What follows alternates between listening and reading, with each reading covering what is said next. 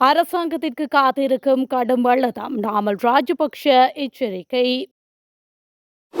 பதவி விலகுவதற்கு நான் தயார், நாடாளுமன்றத்தில் சவால் விடுத்த ஸ்ரீதரன் எம்பி.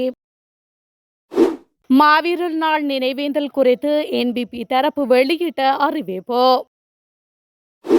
இலங்கையில் தலை தூக்கியுள்ள பாதாள உலக கும்பல்கள், அமைச்சர் விடுத்துள்ள கடும் எச்சரிக்கை.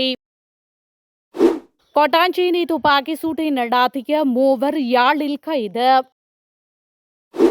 வெளிநாட்டில் பதுங்கியுள்ள ஆபத்தான இலங்கையர்களை சுற்றி வளைக்க தயாராகும் அனுர அரசு. இஸ்ரேல் பிரதமரை கைது செய்ய அதிரடி பிடியாணை.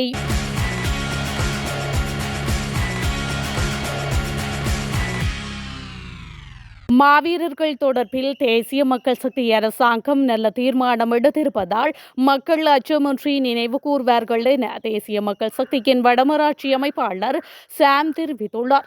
யாழ்ப்பாணம் வடமராட்சி கிழக்கில் இடம்பெறும் சட்டவிரோத மணல் அகழ்வு மற்றும் சட்டவிரோத கடத்தொழில்கள் தொடர்பில் மிக விரைவில் நடவடிக்கை எடுக்கப்படும் எனவும் அவர் சுட்டிக்காட்டியுள்ளார். வடமராட்சி கிழக்கில் பல்வேறு இடங்களில் சட்டவிரோத மணல் மண் கொள்ளை பகல் இரவாக இடம்பெறுகின்றமை, சட்டவிரோத கடத்தொழில்கள் இடம்பெற்று வருகின்றமை தொடர்பாக அனுர அரசாங்கம் ஆட்சிக்கு வந்து ஒரு வருடம் கடந்தும் ஏன் கட்டுப்படுத்த முடியவில்லை என்று ஊடகவியலாளர்கள் எழுப்பிய கேள்விக்கு பதிலளிக்கும் போதே அவர் இவ்வாறு தெரிவித்துள்ளார்.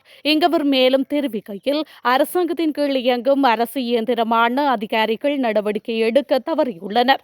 நடவடிக்கை எடுக்க வேண்டிய அதிகாரிகள் பலர் அதனை கண்டுகொள்ளாமல் உள்ளனர். அவர்கள் மிக விரைவில் அகற்றப்பட்டதும் சட்டவிரோத தொழில்களில் ஈடுபடுவோர்கள் மிக விரைவில் அகற்றப்படுவார்கள். மாவீரர் தொடர்பில் எமது அரசாங்கம் மக்களின் அபிலாஷைகளை நிறைவேற்றும் வகையில் நல்ல தீர்மானம் எடுத்திருக்கின்றது. இதனால் மக்கள் அச்சமின்றி இறந்தவர்களை நினைவு கூறுவார்கள் என அவர் மேலும் தெரிவித்துள்ளார். நுகேகொடை பேரணி அரசாங்கத்திற்கு கடும் அழுத்தமாக அமையும் என பொதுஜன பெரமுன கட்சியின் தேசிய அமைப்பாளர் நாமல் ராஜபக்ஷ தெரிவித்துள்ளார்.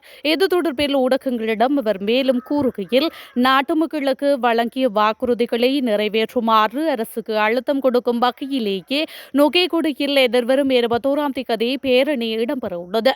இதில் பங்கேற்குமாறு எதிர்க்கட்சிகளுக்கு அழைப்பு விடுக்கப்பட்டுள்ளது. இந்த அழைப்பு குறித்து கட்சிகள் எடுக்கும் முடிவை நாம் மதிக்கின்றோம். கொடை பேரணியில் முன்னாள் ஜனாதிபதி மஹிந்த ராஜபக்ஷ பங்கேற்க மாட்டார். எனினும் அவரது ஆசீர்வாதம், ஆதரவு அந்த கூட்டத்திற்கு நிச்சயம் இருக்கின்றது. மக்களுக்காக களத்தில் இறங்கி போராடிய தலைவர் தான் மஹிந்த ராஜபக்ஷ.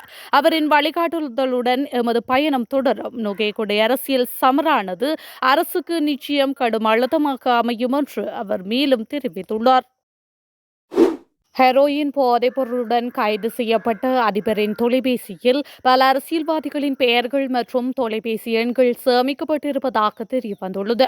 தேசிய மக்கள் சக்தியின் நகரசபை உறுப்பினரின் கணவரான குறித்த அதிபர் அண்மையில் 1 கிலோ 118 கிராம் ஹெரோயின் போதைப்பொருளுடன் கைது செய்யப்பட்டார்.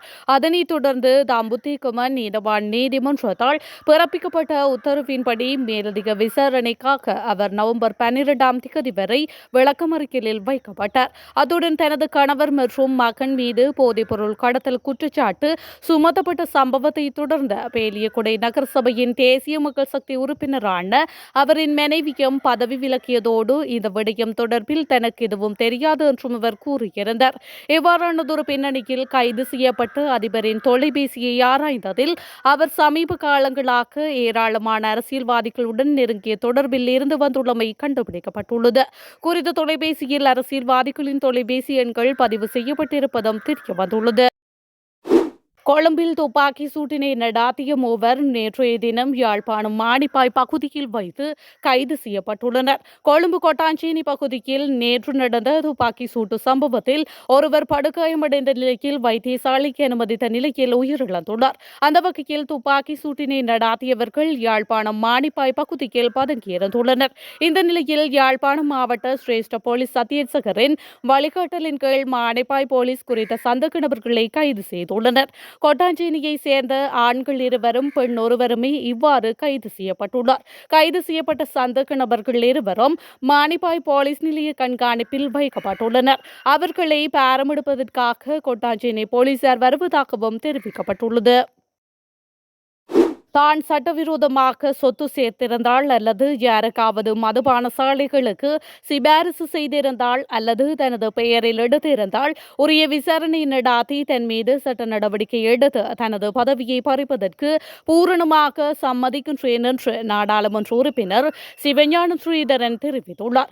நேற்றைய தினம் நாடாளுமன்ற அமர்வில் கலந்து கொண்டு கருத்து தெரிவிக்கும் போதே அவர் இவ்வாறு குறிப்பிட்டுள்ளார்.